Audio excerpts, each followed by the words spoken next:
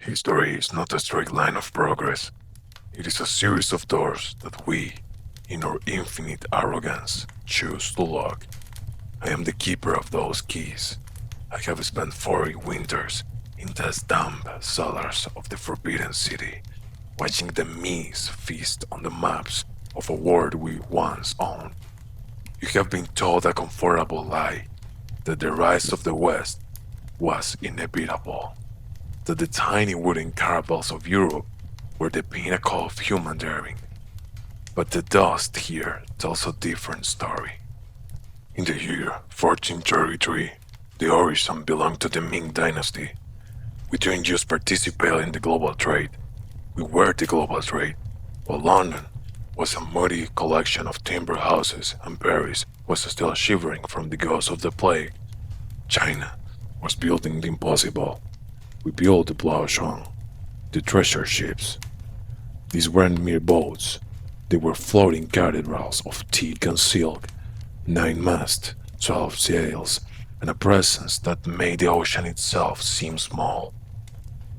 Imagine a vessel 400 feet long, inside 60 separate watertight compartments, a technological marvel that the West wouldn't master for another 4 centuries.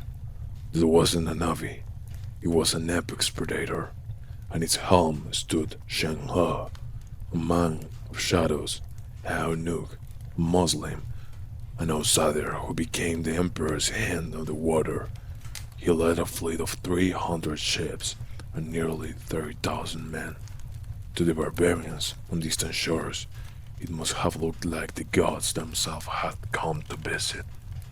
But why did we sail? That is the question that haunts these halls. Shen He's 7 voyages were not missions of conquest. China didn't want your land. We had plenty of our own. We wanted your all.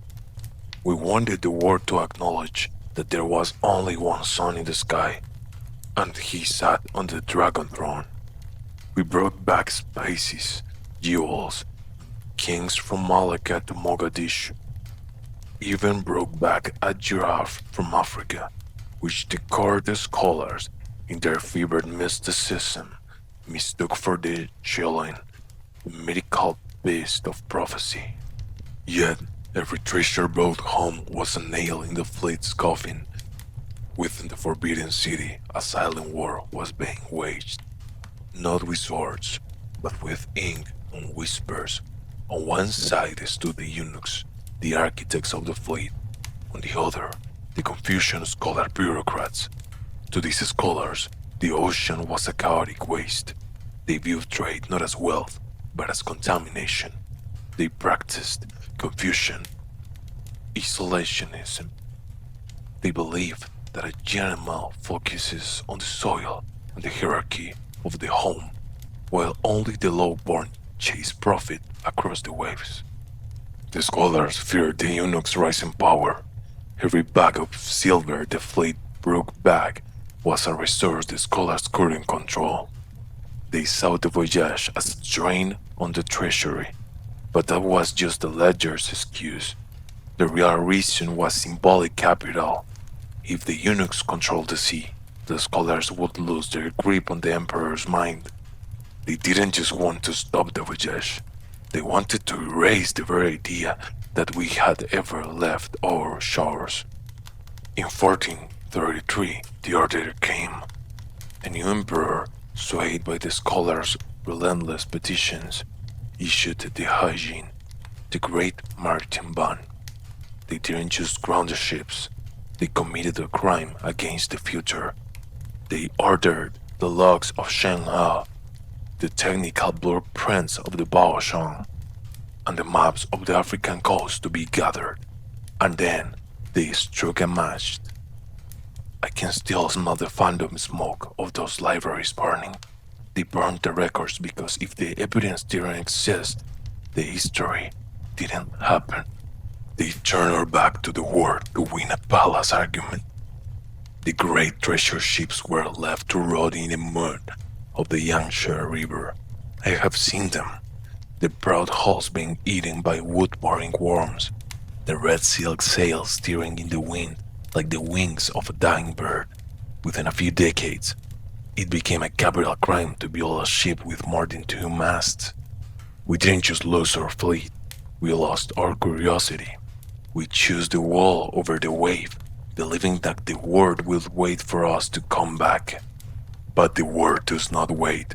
While our scholars were congratulating themselves on their purity, the barbarians of the West, men from poor, desperate kingdoms like Portugal and Spain, were squinting at the horizon.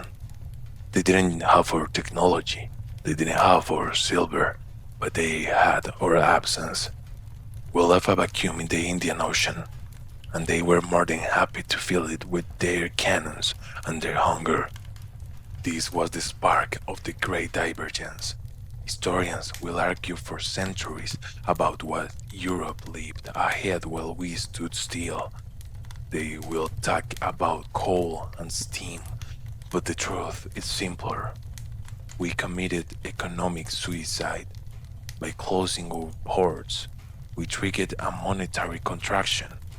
Our empire had a desperate hunger for silver, but we had destroyed the very fleet that could have controlled its flow.